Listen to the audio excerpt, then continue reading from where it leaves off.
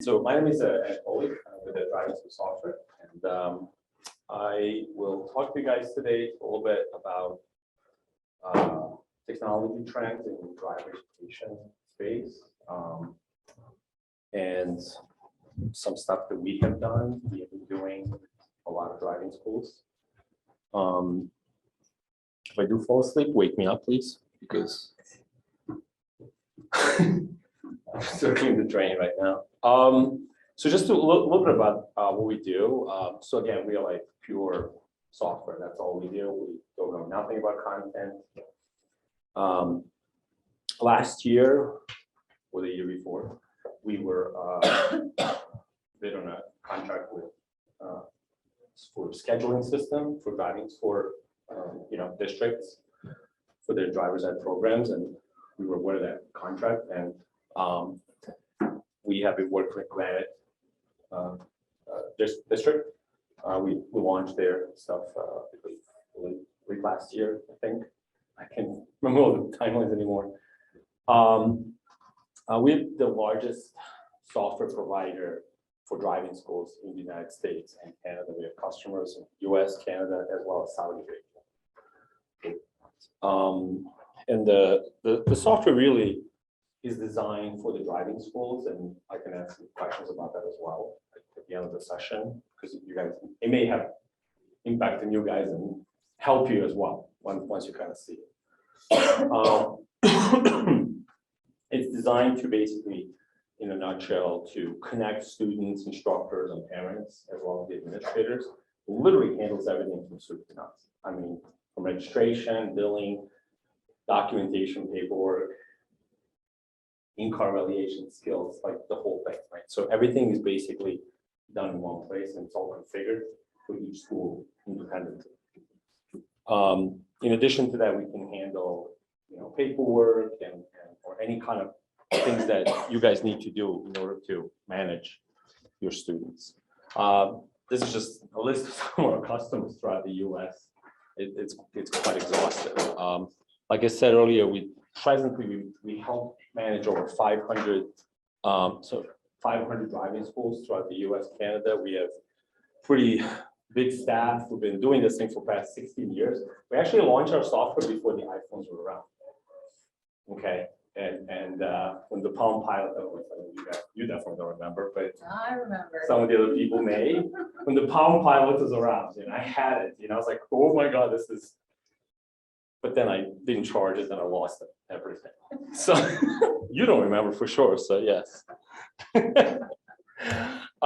are just some of our customers, and we deal with very large schools. We deal with very small schools. We have customers, they handle 30,000 students a year, and customers, they handle 200 students a year, and everything in between. And we have customers like AAA is one of our biggest the clubs, and we also work, like I said, with Granite, as well as a lot of franchises. And so the point about that is that we have a pretty broad view from throughout the United States what's happening, and we innovate like crazy. And I hope you guys get that out of this presentation, just how far we actually want to push this industry in a certain direction. In addition to our coding stuff, we also follow certain certifications. We have the only software provider for driving schools that's a FERPA certified. FERPA is a federal. You guys know what it is? Yeah, it's a Federal Educational Rights Privacy Act. We are HIPAA compliant. We also comply with the Utah Department of Education. How we basically handle student data, because the student data is all the students are minors, right? So you need to make sure whoever does the software, whoever does data management, okay, needs to make sure that they're handling things properly, because there's a lot of PII, personally identifiable information there. So today we'll talk about like parent engagement, and I'll be happy if you guys just engage me, and I'll just ask questions and whatever. I'm going to introduce something pretty novel here, and something that we're pushing for and exploring. And that's use of the artificial intelligence and video-based coaching. Okay, it's a very interesting concept. I hope you guys. The other is something we we can see in cooperation with a lot of our customers, again, this is not Utah-based, this is throughout, right? Something called micro lessons, where we're trying to teach both the students as well as the parents in areas that actually matter for that specific student. And so I'll talk about it a little bit. I'll also touch base on some apps that are out there that can basically help students once they get the license, track their driving, and again, educate them. Because would you guys agree that just because they got their driver's license, you're saying they know everything, right? Like they're just perfect, right? No, exactly. So that education continues. How long it continues? Probably forever. My God, you should see my driving. And you will. But first 12 months is like the most dangerous and the most critical, right? Once they finish the program. So the idea is to really engage students, but also engage the parents, okay? And I'll talk about that. And then the last thing I'm going to talk about is something that's not related to education, but it's related to you. And that is, many of our customers, and the previous group was the same way, sometimes instructors have to talk to students on the phone, send like text message or call. And you guys are using your private phone numbers. Is that fair statement? Like the district doesn't give you guys the phones, right? So that means the students can see your phone number. And you can see the student's phone number. And that student can call you or text you or share your number with just about anybody else out there, which can bring some very uncomfortable situations, especially teacher and a minor, right? And so I'm going to touch on that. This is a really unique thing that we have developed, actually. So I'm going to start on the first thing. And some years ago, just to kind of give you feedback, I talked to some of my customers, and we did scheduling, all that kind of stuff. And, that's like easy stuff. Like, I was like, how do you guys talk to parents? Or how do you engage your parents? Or like, and literally, they're like, parents don't care. I was like, whoa, no way. I'm a parent, my kid is 8 years old, and I was like, there's no way parents don't care. So I did not buy that concept that was presented to me.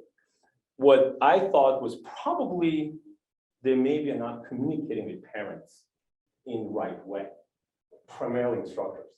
So in other words, you do a lesson with a student, how does the parent know how the kid did? Like, do they have to talk to you? Do you talk to them? Do you send them a letter, a fax? Do you pull them aside? Like, how do you guys talk to the parents? Or do you talk to them at all? You don't. Why is that? It's more time I got to take time. That's right. Email that we're calling. When I tell the student, the student wants to, I tell the student what they need to work on, and I hope that's right. But it literally 80% of schools always told us, and some states have that as a requirement, parent classes, right? A parent has to go for 2 hours and listen to stuff how they need to deal with students and all that. Some states do, some states don't. I don't know about you, part doesn't have it, but the idea is that parents should be engaged, right? But the problem, what we stated as a problem, is that it is not being properly communicated with the parent, not using the proper channel. Talking to the parent 2 weeks after the lesson, I wouldn't care, or a month, or even 3 days after. Like, it's just not going to happen, right? So we went back. I was like, okay, we're going to create, because my goal was always digitizing everything. I mean, everything.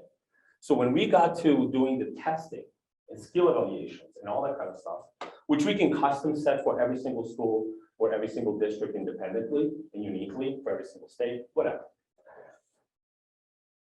As soon as instructor completes an evaluation and they would use their phone, okay, the lesson is already booked with that student. So we already know who the instructor is. We know who the student is. It's a done deal, right? When instructor takes his phone and does the in-car evaluation, okay, we automatically gonna send an email to the parent. So when we launched this thing, I was like, I want to know what is the open rate of these emails, because we can track all that stuff. 72% of parents open this email that goes as soon as you complete the lesson. So that means the parents do care.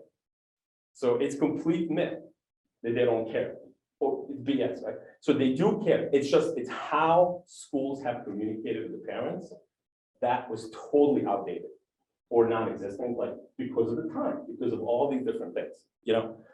And then what our evaluation, for example, always included, aside from like basic student information and all that, it was the evaluation things, which is like those red, or I'm sorry, those green, you know, dots over there on the right side. We can capture signatures where both student and instructor can kind of acknowledge what was done during this lesson. So in case it's like, well, we didn't do this, well, you kind of acknowledge it. So you sort of, you know, we did, right? And the notes, you know. So instructor can literally take and write down both public and private notes. Now, public notes are notes that are visible by the student and parent. Private notes are notes that are visible by me, the instructor, and my colleagues. So the parents also have access to those. All right, so you guys can communicate amongst each other, right? And so to me, it was like, wow, they do care. And now we were able to establish basically that this is actually the way to communicate. And because parents, even if they don't open that email that moment, they can open that evaluation at the later date. And we also see multiple openings. We see them going back multiple times, you know, and we realize this is such a powerful tool now to communicate between the instructor and the parent in real time, and obviously amongst other instructors, right? Another thing we also noticed when it came to evaluations, and that's something we actually did recently, instructors always had a hard time using phone and typing notes. It was always, you know, some of them are older, obviously, and some of them love technology. That was sarcasm. And so it was very difficult for them sometimes to type consistently notes. So maybe you'll write note one way, but he's going to write maybe similar point, but totally different way. And God forbid, it's like autocorrect. There's some doozies out there. So what we did is we said, okay, fine. So now we allow the school, or I would say your boss or the district or whatever, to come up with standardized set of notes, public and private. So instead of typing all the notes, an instructor can simply select this note, this, and insert it for the public note, and then this for a private note. And so now consistently, students and parents are getting a very same type of message. And instructors amongst themselves have a very consistent type of message. Versus, I can't read this guy's handwriting. Like, what is this?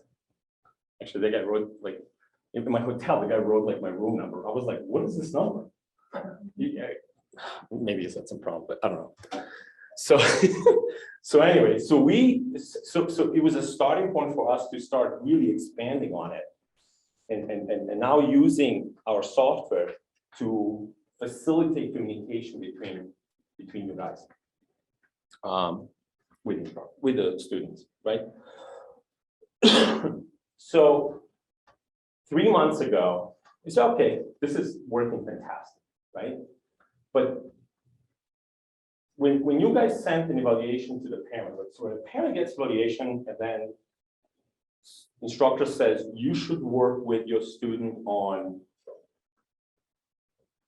driving too close to the guy in front or the girl in front, right? What does the parent know about that? Does a parent really know how to talk to the student? I'm sorry, to the child. And God knows like how difficult that could be. I really reserve myself. I said to Chris, I reserve myself. I will not teach my son to drive. I can't teach him to ski. I can't teach him to swim. I was a competitive swimmer. He just doesn't listen. You know, it's impossible. So I'm like, okay, I will not teach him those things. I'm going to have to hire people to do this, right? But not everybody does it, right? Obviously. So the idea was like, okay, so how do we now teach parents how to talk to the students? Or how do we teach a student a specific thing that they missed based on the evaluation that was already, right? And so the micro lessons is becoming the key to that. A micro lesson is a short 30-second to 1 minute long video specifically dedicated to a very, very specific topic that either talks to the parent or it talks to the student. So when a parent now gets an in-car evaluation from you, then they can also get a suggested videos that they can watch that specifically pertain to their child, not to every single child that you think should be watching, but for that specific kid. And a different student is going to get a different set of videos, 1, 2, 3, whatever, right? Based on where their faults are. And they can always go back into that, right? They don't have to watch it now, they can watch it tomorrow or whatever, but it's available.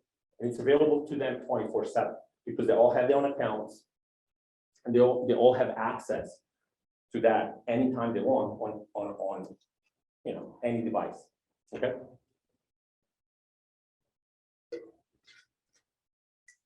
And the other nice thing about that, and I don't think, I hope you guys agree with me, where you guys are like, wow, I never thought of it this way, which would be thought-provoking in my opinion, is that the idea is that this information doesn't come to the parent or student 3 days from now, or a week from now, or 2 weeks from now. It comes now, today, right? And with all the other technology like TikTok and all this other stupid little videos that they're making all the time, I mean, this is how they communicate with each other. It is bizarre, I get it, but it's just how it is, right? So you have to adapt. They will not adapt to you, unfortunately, right?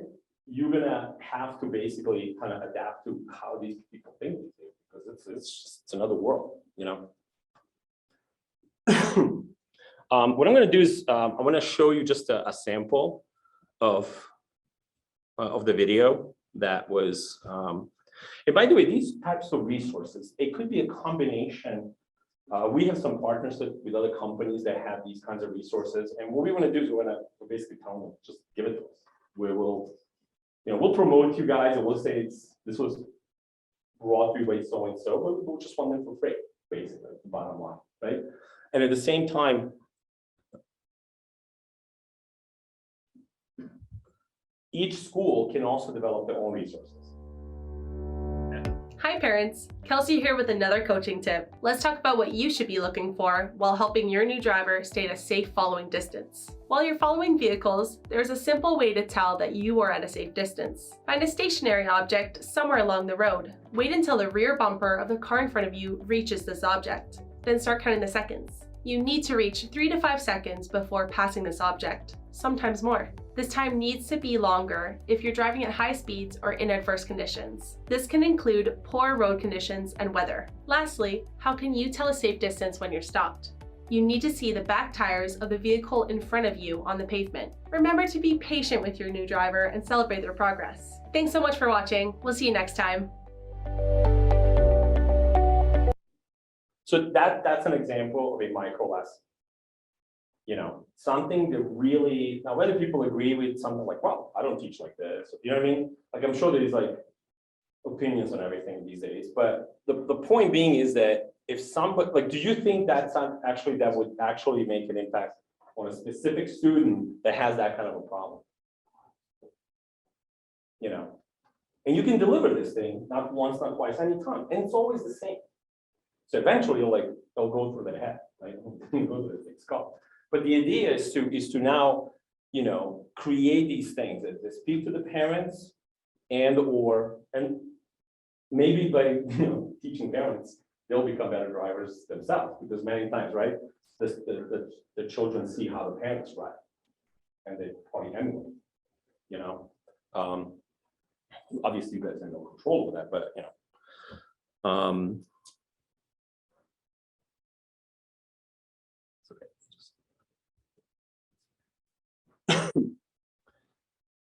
oops. So that was the idea behind these micro lessons. And I'll be quite honest with you, like, I really don't know where it's going to take us as we develop this thing further, as we learn more from schools. When we constantly get feedback on just about anything we do, because that's just how we operate. But the idea is really to introduce a brand new way of thinking when it comes to communication and education with students, right? Another way, so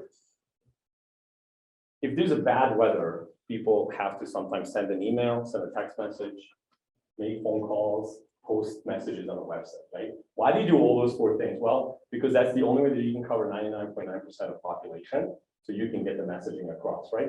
So it's the same thing with these lessons and all that kind of stuff. Because every single student has their own account. We literally know everything about that kid. We know how many hours they drove, what they bought, who they drove with, what's the evaluation. Like literally every single step of their driver's ed program is tracked throughout software. So then we developed a short video of the day concept. So what you're seeing here is actually just a kind of like a screenshot of their homepage of their account, the students and the parents' account. Okay, that's where students go to like upload files, like they have to send you guys some kind of a document, schedule lessons or pay a balance bill or some such like that, whatever that is, right? This is how they manage their program, because we give students ability to like do certain things. I mean, I would say you do, right? Through that, that's what our software does. That's our bread and butter, right? So we came up with a short video of the day. That short video of the day is again a short video lesson of something that pertains to that specific student, so that we can again engage them. And there's a whole resource section that each school or district can create for their own students. This is not visible to the public where anybody can see it. This is only for their own students. There could be resources that they developed again, external resources, links, uploaded files, PDFs, whatever, you know. But the idea again is to give them ability to access that information anytime, any place, any device. You know, whether they do it or not, it's a different story, but it's there. Okay. Obviously, you can't force people. But again, the more conveniently you present information, the better the chances for them to actually, you know, look at that. Do you guys have any questions on the micro lessons or? Well, I have a question. So on that whole thing, because I'm sitting there thinking to myself, that it just seems like more work. Because then I gotta go into the app or wherever, I gotta mark these different things down. And like in our school district, we have to fill out a card already. So my question would be something like, we have to fill out these cards when we do it, everything, put notes and stuff on it. Would that take over for this? We wouldn't need this. That's right. So we could be able to print off a card, That's something right. like that we'd have. You don't even have to print it out. So we just have There's one. no need for that. There's nothing you can do with that piece of paper. I always said there's only one thing you can do with a piece of paper, and I'm not gonna say what it is. There's nothing, there's no valuable information that you can get out of that and do something with it. So the same thing we're doing with this card, basically we can have on there, That's but then instead of like, yeah, like, or make little notes, now I can just click on those things. And That's right. Yeah.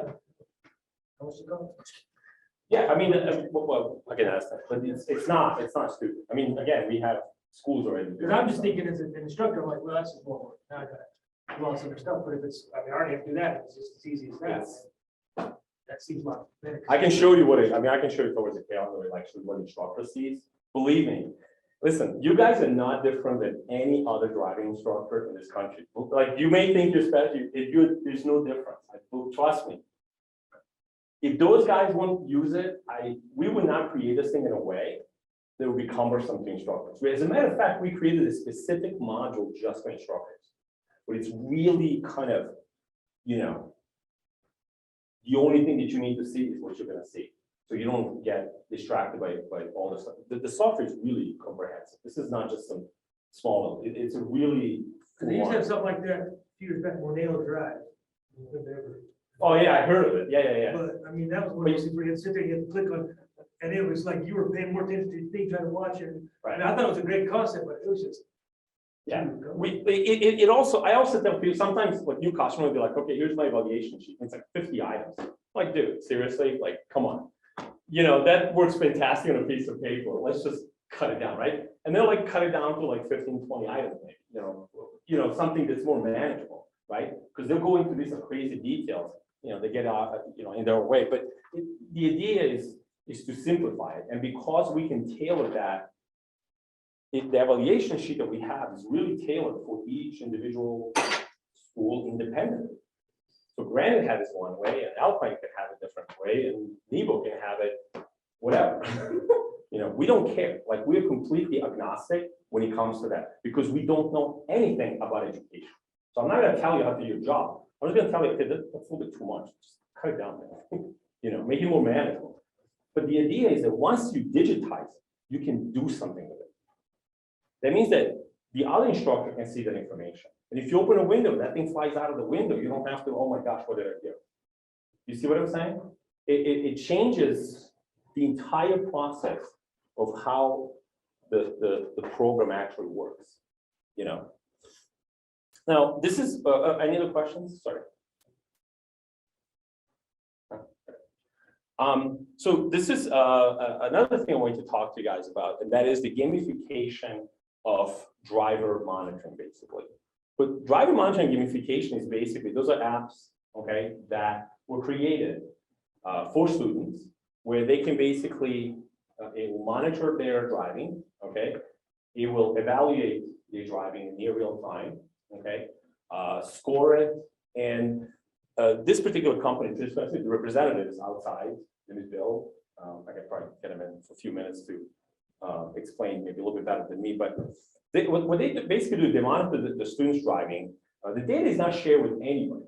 So the data is actually private data of that specific student, right? So this information doesn't go to any DMVs or insurance companies and this, that, and the other. And what they did is they made it in a way that as the student is driving, they're basically monitoring the driving habits. They're seeing what the student speeding and this, that, and the other, right? And they're scoring those trips. And then based on the scoring of those trips, they're rewarding the student with financial incentives, AKA money, okay? How they get the money? Through sponsorships. And they have the whole, as you're driving, and they have, trivia questions about safety, and they have daily videos about safety and all that. So the idea, again, is now for this specific application, even though it could be used during the driver's ed program, but it's primarily to use after they get the driver's license, what happens, right? So then they can, again, continue that education of the student, but through a games, because, that's what these guys are all about, okay? And it's like free app, it doesn't cost anything, like you guys can install it. I have it on my phone too. So it doesn't cost anything to the student, doesn't cost anything to the parent, doesn't cost anything to any of you guys, but it's another example. And I've seen some of these in the past, and sometimes they're better, sometimes they're worse. I like this particular one because it incentivizes the student financially, with rewards and gift cards and all kinds of, competitions and whatever. But all goes back to the safe driving, I can quickly run this. Let me just see. My videos are, oops.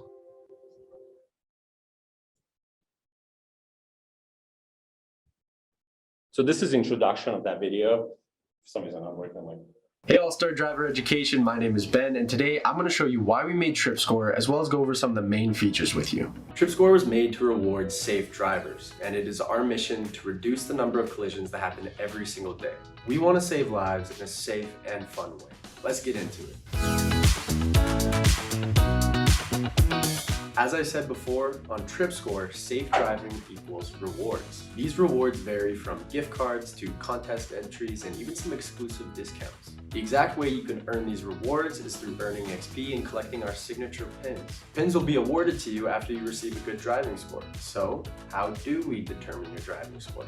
TripScore is a hands-off app that runs in the background of your phone while you're driving. Inside the app, you're going to receive a score based on your driving performance in multiple categories. The safety score will display these categories as such: acceleration, braking, cornering, steadiness, swerve, phone usage, and speed. So drive as you normally would, and if you're driving safely, you will receive a good score. After your trip is finished, you will receive your score and be prompted to simply select whether you're the driver or the passenger. You can also receive rewards without driving at all. You can answer a couple of questions in our daily trivia or complete our weekly mission. There are even more non-reward based benefits of driving safely with TripScore. When you drive safer, you will have better fuel economy, and that means more money for more exciting things than gas. Speeding, aggressive accelerating, and harsh braking can all contribute to the quick deterioration of your vehicle. This means that the closer you are to a perfect score, the less time you need to spend in a mechanic shop, and the more time you can spend hanging out with your friends and doing other cool things. Thanks for listening, guys. Here's to being rewarded for keeping yourself and others safe on the road. Happy driving.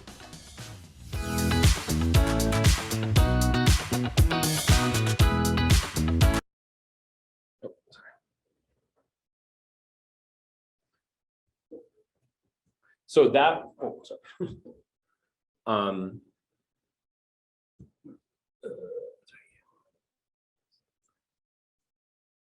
So do you guys get what that does? So, it's something that basically now is post drivers at, and again, engagement. Like a lot of these social media companies, they constantly talk about engagement. Engagement is like how much you interact with an app, and it's a competition, unfortunately. For your 23 hours of, not sleep and 1 hour of sleep, it's not just a bad thing, in my opinion, like just between you and me, but but in this case, it's not Facebook, it's not Instagram, it's something that's actually useful, and so the last thing, not last thing, but one is what I want to talk to you guys is about the AI video-based teaching. So this is something that we have started to explore last year, I would say like June, okay? What it is basically, it's a camera that's inside the vehicle, okay? The monitors inside, so there's two cameras, inside and outside cameras. Now, I'm sure you guys are like, well, I got a camera in a car and whatever, but those are dumb cameras probably. Those cameras do not analyze your driving, okay? So these cameras actually analyze the driving in real time. They don't record 100% of your driving, What they do is they analyze your driving in real time and only record when to detect unsafe driving, okay? And so what that does, it basically, it's something that has been implemented now, or is being implemented on a grand scale with a lot of fleet companies, trucking companies, delivery companies, UPSs, Amazons, FedExes, right? They all have truck drivers or vans and delivery guys and girls delivering stuff, but they don't know how they're driving. They have no visibility. I'm sure they hate it with passion. But the point being is that they need to be somehow held accountable, because if that Amazon driver goes and, kills 3 people, it's going to be all over the place. That's a nightmare from a PR, but also from a human side of things, right? And drivers get tired and all that kind of stuff. So a lot of companies invested like a ton of money into AI, artificial intelligence. That is the only way. It's still evolving. Does it record everything? Does it track like going through a stop sign? Some do, some don't. It's a very complex, it's very difficult. It's very complex technology. It takes a lot of time. It takes a lot of machine learning, but it's moving in that direction. It's going that way, And so when we thought about this, I was like, well, you guys have no idea how these students are driving when they get their driver's license. But more importantly, parents do not know, unless they're with the student in the car, how the student is driving after they have received the driver's license. So with this concept, we basically are hopeful to develop a system where a parent can subscribe to the service for, let's say, 3 months, 6 months, 9 months, or 12 months, okay? And this would actually be gold for students who have ADD and ADHD. And I think a lot more kids are actually being diagnosed with it these days. And I'm pretty sure you guys will agree with that, right? And those kids are even higher risk than, kids who don't have the ADD and ADHD. And so the idea is to really monitor the driving behavior of those students in real time, and then record those unsafe events. And then be able to, either by the parent or maybe by the driving school or somebody else, or micro-learning or whatever, to now engage the student or engage the parent, say, hey, this kid constantly is driving too close or it's cornering too fast. And I have one of these things in my car. It screams with me all the time. I'm not joking.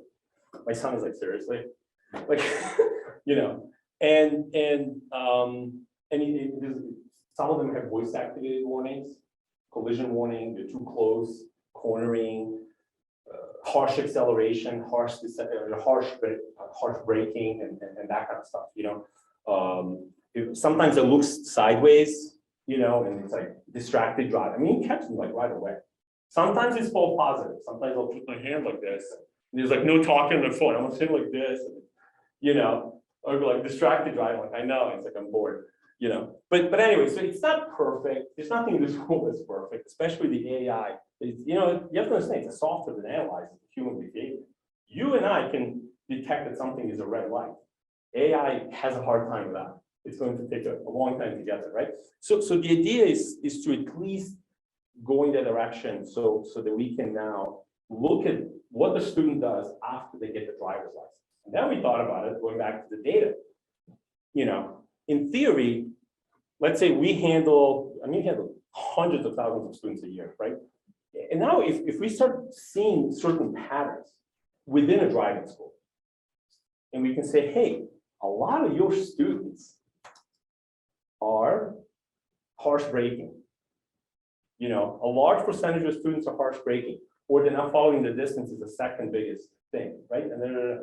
And you can say, maybe you guys should adapt your education to focus on those things, because it doesn't seem that you're potentially focusing enough on those types of events, right? And from a parent side of things, parents can see, oh my gosh, my kid is driving like crap. But then hopefully over time, now you start seeing decline of that, right? It's a high risk. First 6 months is like somebody told me 50% of kids are going to end up in some kind of car crash, some such like that. It's a pretty bad statistics, right? And so the idea is to really, over the 3 to 12 months, to potentially alter, further educate children on these things. And so this is not monitoring kids for the rest of their lives. That it's not really intended for that to begin with. But more for the next 12 months, what's happening. And again, to be able to engage those parents. So this is actually me, and then my son in the back. I picked him up from school, and I was harsh braking. So here, this is just a screenshot. I'll show you guys the video. So this is a harsh braking event that took place here. This is near my office when we're going home. Okay, there's a Georgetown prep right there. And yeah, I was going at it. You should see my list. It's brutal. And so it records like everything, speed, location, it's all there. And it's looking inside and outside, right? And sometimes like some apps, like for example, like TripScore, many others, they cannot see contextually what happens, right? Sometimes it happens inside the vehicle, sometimes it happens outside the vehicle. Maybe my harsh braking was warranted because the person cut in front of me, right? But app or some other device will not be able to see that because there's no visual evidence of that, you know. I'm gonna show you guys a recording so you guys can sort of see that.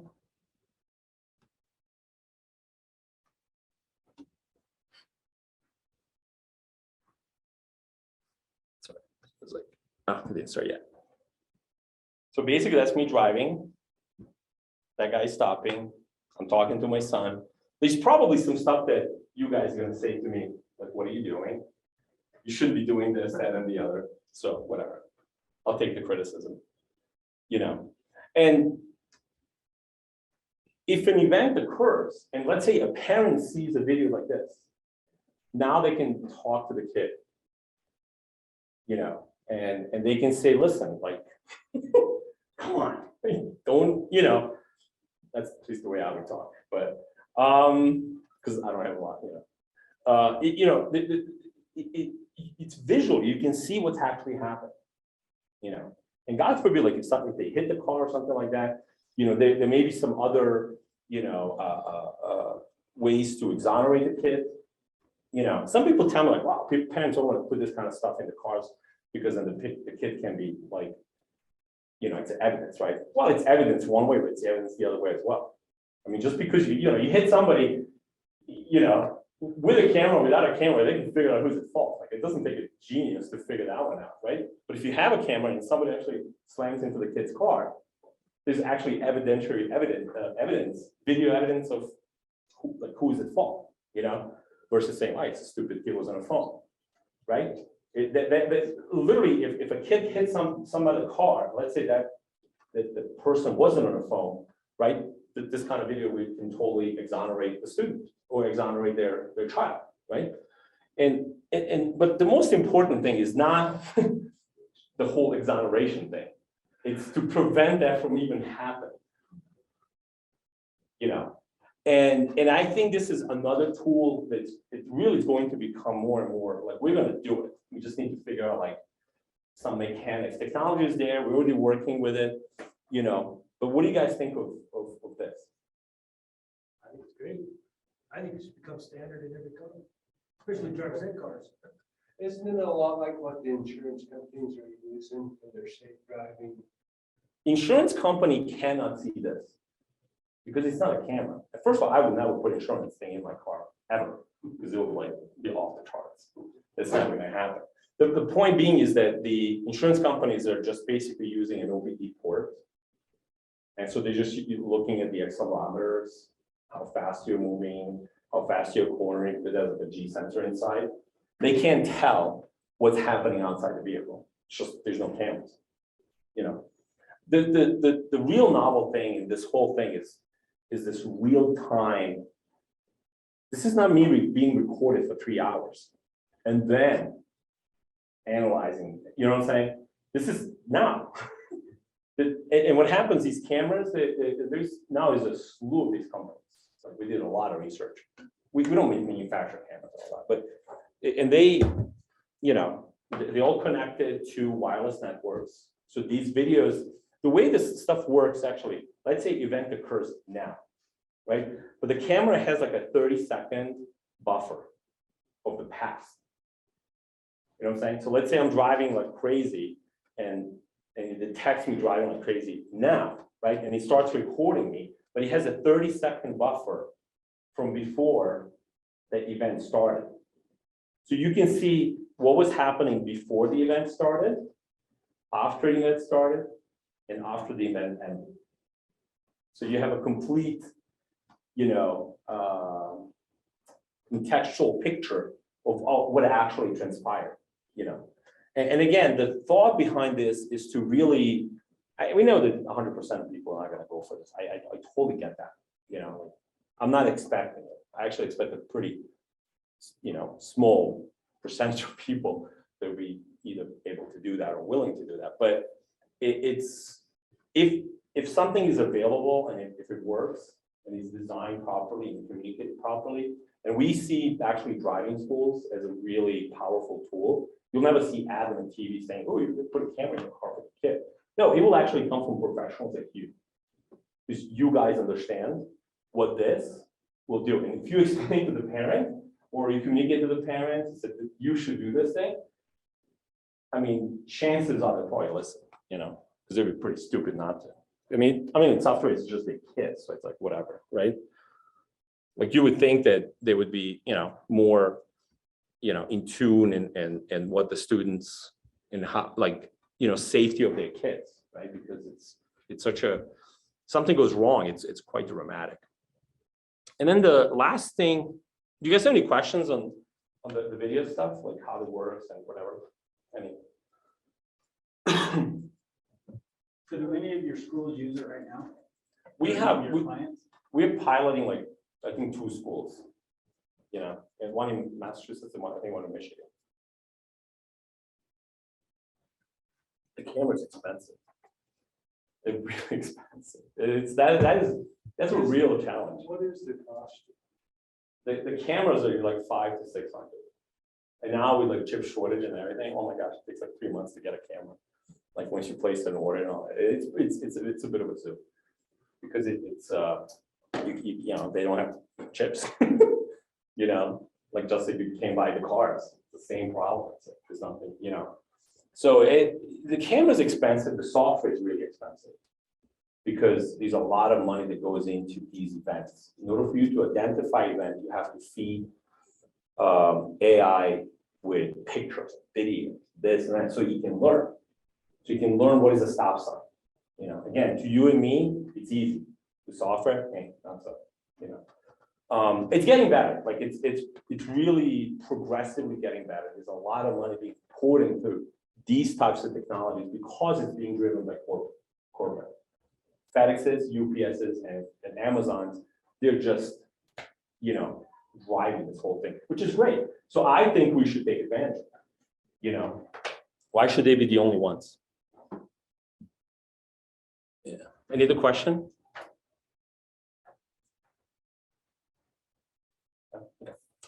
And last thing that I'll just kind of talk and then I'll take some questions is related to what I said earlier, communication between you guys and students using your phones. So what we did is it safe to assume that many of you took Uber or Lyft?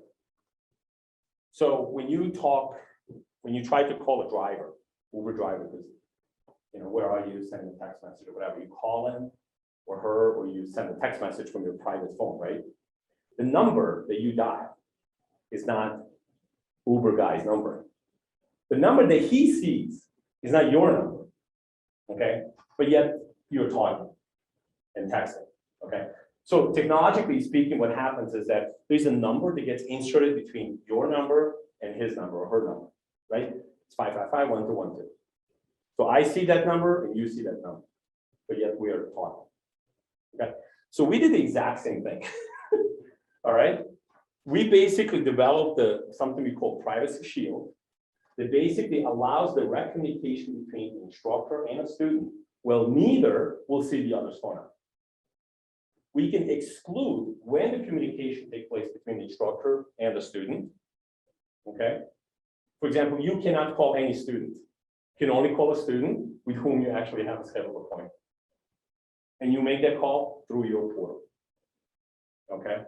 If a student tries to call that number 5 days later, it goes nowhere. That same number. If you try to call the number 5 days later, it'll go nowhere. Okay. The only way that you can initiate the conversation with a student is through your instructor portal, so basically through our software.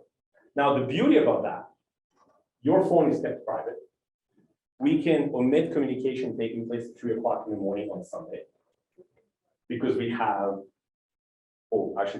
school district can set certain parameters on when communication between instructor and a student can actually occur. Okay.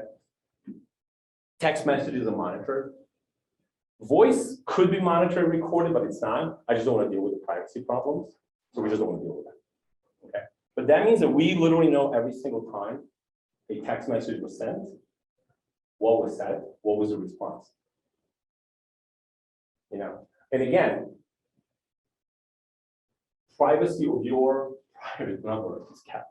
Now, if you decide I'm going to give my phone away, well, that's your choice at that point. There's nothing I can do about it, right? And a lot of companies really never quite realize the liability. And I was giving an example of AAA with the last group, and I was in a group of like 20 people, and there was like 4 or 5 lawyers in there. And so I was asking questions. They were like, "Oh my God, like shit, you know, like it's a liability." And you know, these guys are like very, you know. And so the idea was that we want to give instructor control, again, to engage students while protecting the privacy of your number and while protecting the, the information. And potentially if something happens bad, like if you can say, hey, you know, we talked at this time, and there were instances, like we had these things happen where we had to supply information to defend instructors because they were falsely accused. You know, these kids are very clever. Kids are very smart. They can alter their phones. There's a lot of stuff that you can do with technology these days. You know, but when this kind of stuff goes to a third party like us, you know, this is all kept. You know, there's no, you know, you cannot go and change this information. It's just once it's there, right? And we know exactly who's communicated with whom. So that's all I have. Yeah, go ahead. So that's all I have for now. Do you guys have any questions, or you're gonna see something else? I can almost find it out. We don't have much time, but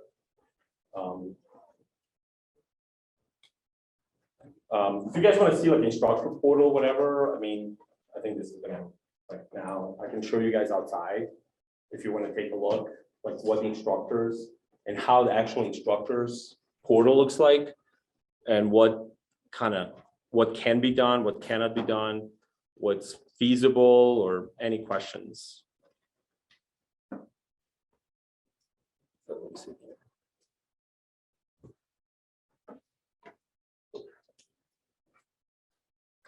That's just an example of the Instructor Portal where you guys can see upcoming schedules. You know, these are whether it's a driving lessons or classroom sessions, our software handles all of that. If you guys want to, but maybe some people still want to use a piece of paper, they can still take a picture of it. They can upload any kind of file. In some schools, students are assigned to instructors. I don't know if that's the case in most of you. Some schools do that. So now we also track how many students are assigned to you, how many students are newly added for the past 48 hours, you know, how many hours you still have to complete with all of your students. All that information is there. So you can say, oh my gosh, I have too many students, or oh my gosh, I don't have enough students. You know, and just very quickly, just to kind of show you, when you're processing a lesson, you know, you can see information about that lesson. You can see information about the student, personal information, like let's say some other thing. Thank you, thanks. You know, whatever you want to see about that student, or if you want to contact student by calling, text, or email. This is all initiated anytime. You know, you can see notes from prior lessons, public and private. Okay, and you can see prior evaluations, skills that student did with another instructor for different classes, for different in-car lessons. That's your sheet that you have to give to this guy and that girl and this, that, and the other. It's all there. You know. And then when the lesson gets processed, I mean, this is it. Just go down this list. These are the skills. This is your grade. At the end of this, there's notes, public notes, signature. That's it. That's good. All right, thank you guys. Thank you so much. Thank you. So all I have to do is convince the school district, yeah, talk to me, and they'll be, or call the grant guys. Well, it looks great. I mean, like I got no problem. It would have to be a district-wide thing. It would be something hard to our school. It would have to be a district. Right. So. Does it have to be district-wide?